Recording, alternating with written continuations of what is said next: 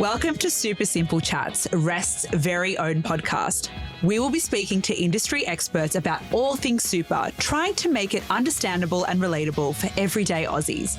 After all, it's one of the biggest assets you'll ever have.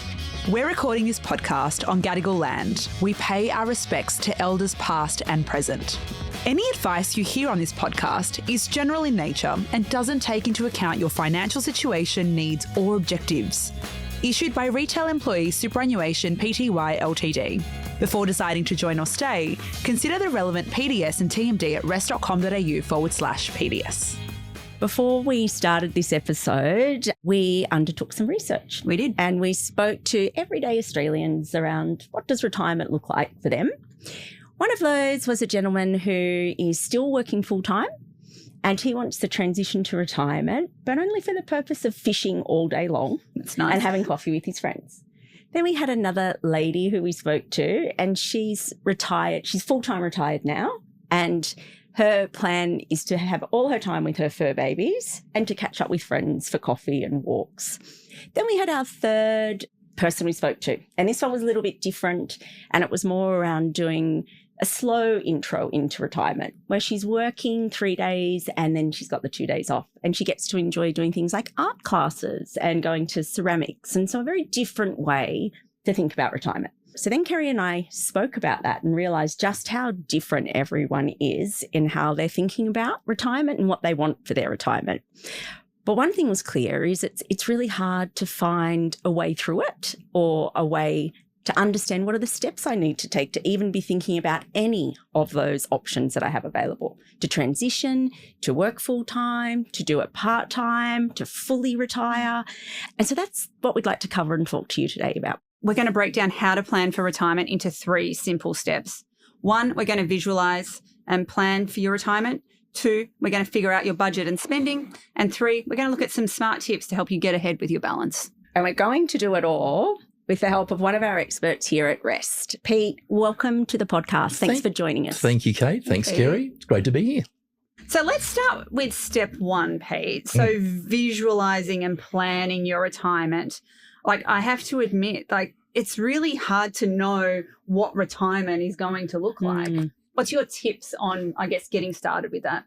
I guess if I can start off with one of my favourite quotes when I talk about this, that hope is not a plan. Okay.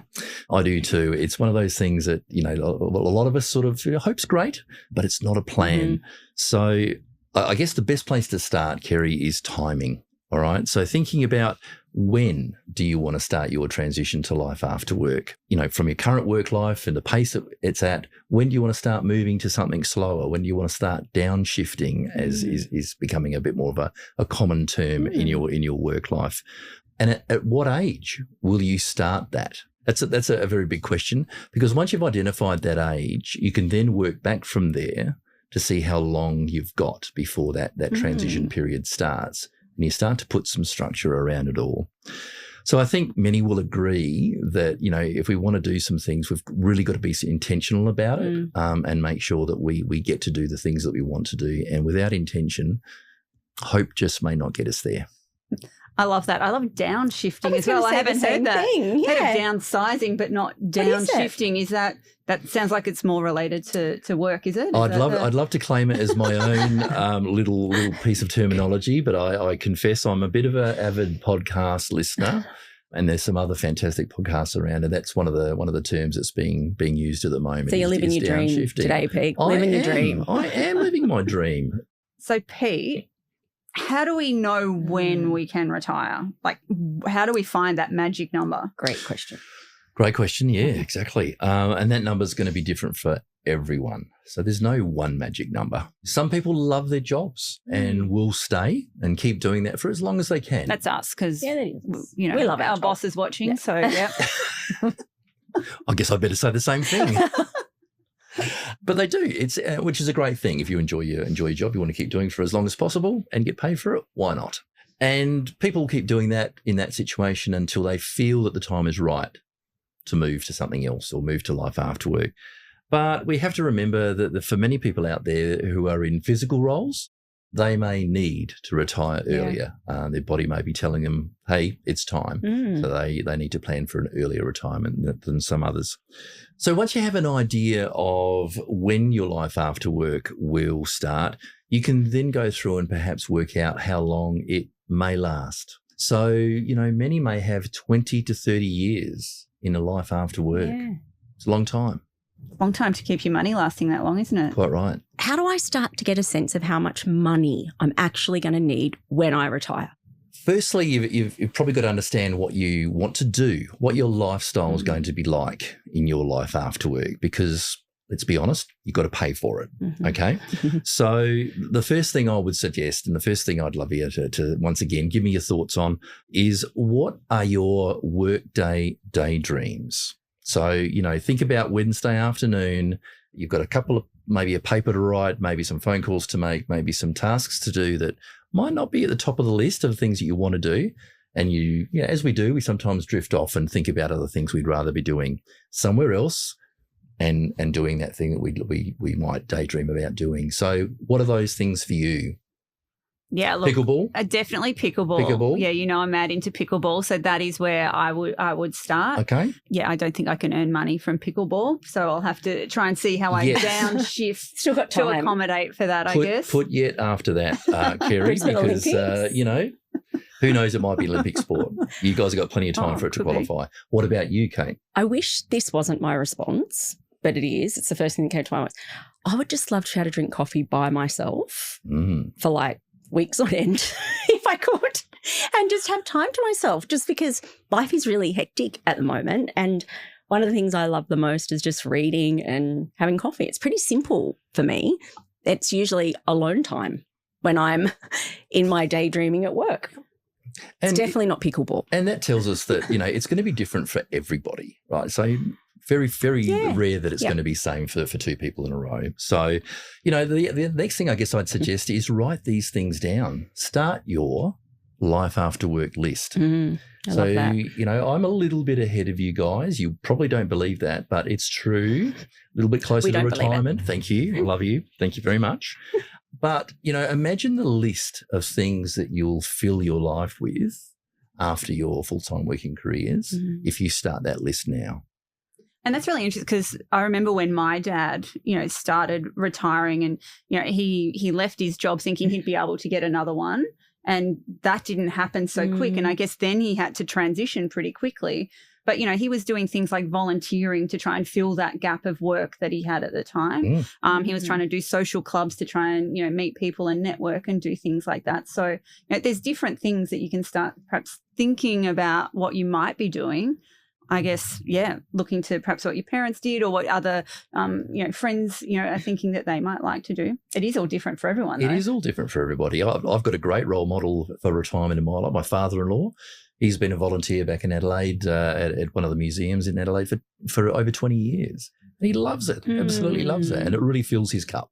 Yeah. He really gets a buzz out of it and has been great. So, it is different for everybody. Volunteering might be your bag. It might not be, and that's fine too. Might be your alone time, just like you said, Kate. It's all fine. But it's really good to start to visualize these things. Let's bring them into the real world by writing them down. So if you think about your fridge, front of your fridge, you got your shopping list on there. You might have bills stuck there, hopefully not, but put your life after work list on there and start filling it. Yeah. You might have grandkids by then, Kate. Maybe. Maybe that's Kerry. Scary to think about. Yes, it is. So it's great that both of you have started to think about what you want to do. Now it's probably time to start thinking about where the income is going to come from. So you've got to figure that out. So that'll really help you have a clearer understanding, I suppose, of how you're going to fund this lifestyle.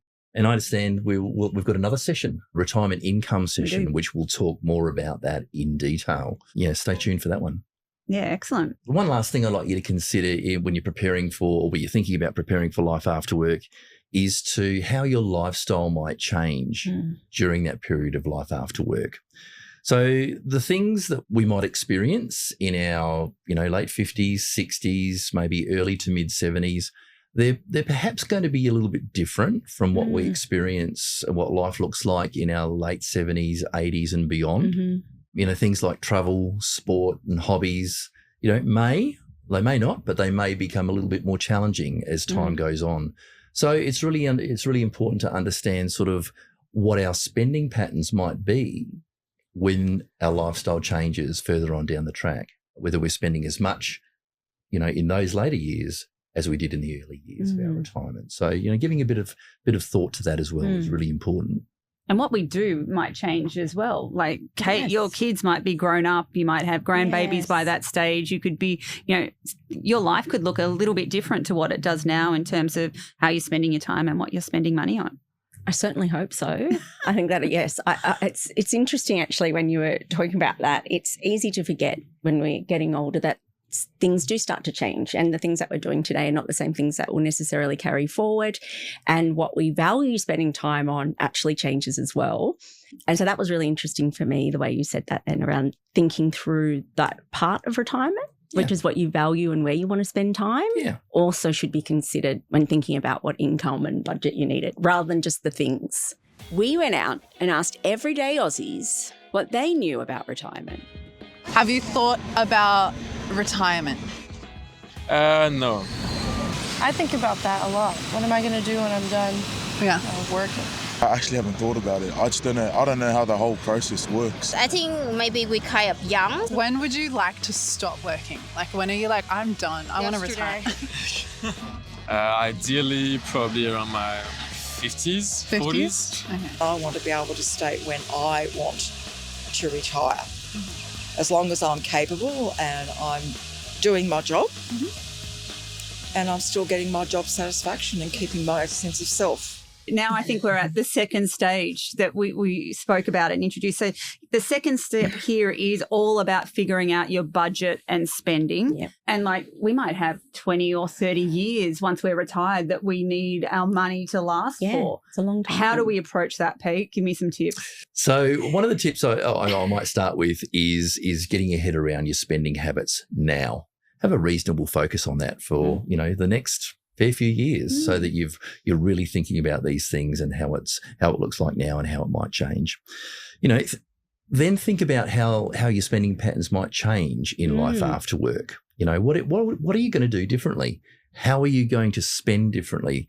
And consider that you're going to have a lot more spare time on your hands. You're going to have a lot of spare time on your hands. Think of all the coffees you'll be paying for with all those hours, Kate. Quite right. Can you imagine how many streaming services might be available then as well? Quite right. And what I'll be paying for coffee now, and think of what it will be in the future. So it's not... Oh, yes. We'll have to probably double that. So that's interesting to think of. One thing to think about is in our full-time, working life, we're often busy and time poor, okay? And our purchasing patterns sometimes reflect that time poor, convenience-orientated purchases, right? So in our life after work, we potentially will have more time to shop around, to look for better deals, because we'll have that time to go and explore different channels. And goodness, who knows what's going to be available for us to shop, what platforms and what avenues there'll be available to us to shop through in the next few years coming. So it might be our morning coffee. It might be our favourite place to go for coffee. It might be not that cheap, but, there's options. And for putting fuel in the car, we might go to the very corner petrol station, which might not be the cheapest around, but we'll have that little bit more time. And might be things like, minor home maintenance, things that we, perhaps didn't have time to do, or we might have paid someone to do in our working life. We might go and have a crack at it ourselves with a little bit of YouTube research, which I must admit I've been guilty of in the past. So get you through. And then, breaking down where your income will come from. So you've got to consider there's, the money from your super, and you may or may not have dividends from shares, and you may also have income from a rental property. So you may be fortunate enough to have those things as well. The next thing, I suppose, once you've got a really good handle on what your income is and what it might be in the future, and what your spending is today and what it might be in the future, is to then, the next question is, am I going to have enough? Okay, am I going to have enough? And fortunately, Rest have calculators that our members, and actually anyone in the general public, can use to start to work out these things. And we strongly encouraged for people to jump onto our website, rest.com.au. If you've ever been to our website, we've got a few choices across the top. Yeah. Go to the Tools Advice tab, And in there's the calculators. And get in there, pop in some numbers, give it a red hot go, as they say. You might not get it right the first time and you might want to redo it. Go your hardest. But it'll start to paint a picture of what your income and spending and how long it's going to last. Awesome. And we'll pop those in the show notes as well, so you can access them there too. So we've spoken about visualizing, so our daydreams. We've spoken about budgets and ways to approach those with our spending now and our spending in the future, our income now, income in the future. Where would the best place be if one of our viewers or listeners is ready to start today? So a great place to start, Kate, is for our members to consider some phone-based advice, is just having a phone conversation. The big advice word. The big advice word, which, a lot of people build up to being quite an intimidating thing. Yeah. And I guess it's a bit of that fear of the unknown, isn't it? If you don't know, if you're changing doctors or you're changing another professional service and you don't know the person, then there's always going to be a little trepidation there.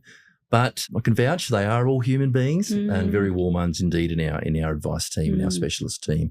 But, consider having a phone-based conversation with those people. Our REST members can access our REST specialists at no extra cost.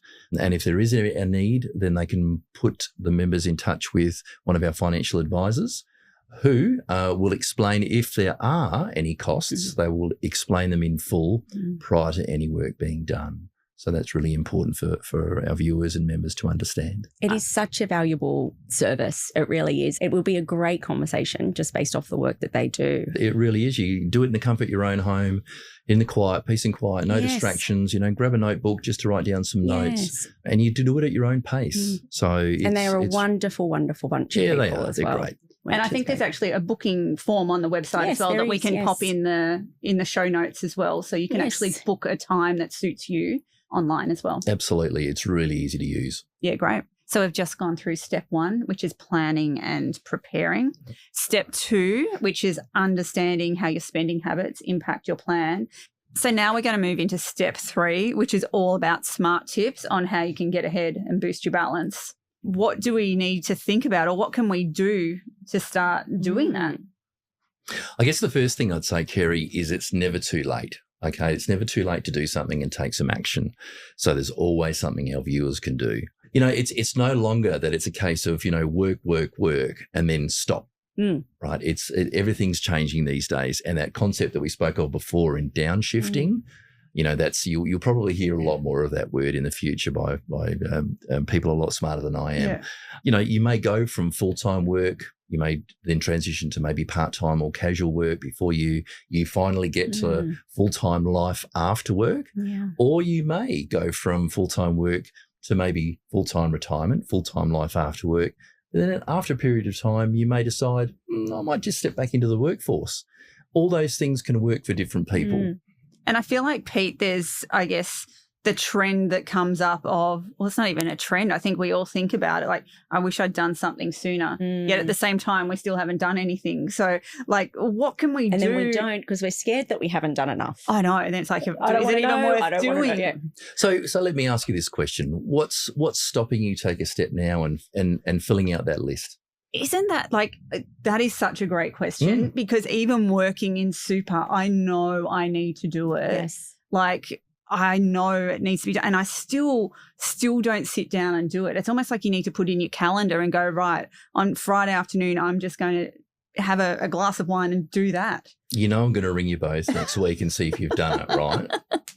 Yeah, well, but it's things like that. It's asking you the hard questions and, give yourself a good talking to and say, well, what's stopping me? What's stopping me starting the list? What's stopping me starting a spending plan and having a look at my bank statements these days you can download your bank statements off of an app or from the financial institution website. Yes. And, let our flash computers help us work all that sort of stuff out. So there's lots of tools available to us to be able to look at that sort of stuff. And then, the next question I'm going to ask you both is what's to stop you having a 30-minute conversation with one of our fantastic financial advisors, even now in your late 20s and early 30s? It's really about, I guess, just taking some ownership and accountability for no one's going to do it for me. No one's going to do it for you, Kerry. So it isn't, as you say, it's just not always a linear journey of work, stop and retire. there's, different courses that people take and different ways that they can do it. Exactly right. Exactly right, Kerry. And one of the things that people might consider as they get closer to this transition period is a thing called a transition to retirement strategy. Oh, I like the idea of this. I know, right? So this is actually, it's a plan. It's, remember I said before, hope is not a plan. And so it really ticks all the boxes for me. And that is, a transition to retirement strategy. Yeah. And dropping down work or changing hours or changing your lifestyle, there's all different ways that you can do it. So speaking to a specialist about it really helps. And what about once I've retired, Pete? Like, what happens then? Like, once you make that decision to retire, is there anything I can do once I've retired, returning to work, or how does that work? Absolutely. Yeah. So, the world's your oyster. You can have a rest. You might find that your first 3 or 6 or 12 months of life after work, it might be 100 miles an hour again. You might replace your work routine with another routine and you might keep busy that way. For other people, it might be a nice long rest and they do virtually nothing and they avoid the clock on the wall and they avoid the wristwatch and they avoid the diary and they just do things perfectly as they might do. Yeah. So, once again, horses for courses and whatever suits you. But yes, you may decide after a period of time that work is calling, or you might have identified a little side gig that you thought about during your working life and it's time to have a crack at that. So, there are plenty of things you can do. Yeah. You don't, the old concept of you have to stay retired and you get the tattoo that never leaves you that, yes, I'm retired. And that's just not in the vocabulary anymore. There's options. There's options. Exactly right. So my mother-in-law was a teacher for 30 years and now in her late 70s, she's running all the ethics classes at her grandkids' schools. Great? Yeah, it's so great. So she goes on a Tuesday morning and a Wednesday morning and teaches ethics. And it's wonderful. She's part of that ethics community. The kids get to spend time with her. They get to really show off in class, and have their nan at the school. Yeah. And great. she just loves it. It's a great connection back in and gives her a lot of joy. So there are lots of options. Yeah, great. And social connection is so important. So, we are human beings. We are born of a connection between two people, obviously a relationship. So the research shows that connection is so important to maintain and nurture. So it's a great story. Yeah. We have covered off a lot. We have. But you know what? We haven't even really got to the age pension. And, that's probably an episode in itself. So, Pete, maybe we can ask you back for another episode on the age pension. I'd love to. That'd be great. That would be great. Pete, I've really enjoyed today's session. And also thank you for being here from Adelaide. It's wonderful to have you here. So thank you. I just wanted to say thanks for coming along today and joining us and unpacking some of these big issues with retirement. It's my pleasure. Thanks very much. And if you enjoyed today's episode, be sure to like, follow and subscribe. Share it with your friends. And for more information, we'll include all of the links in the bottom of the description here, all the show notes. And that is super simple.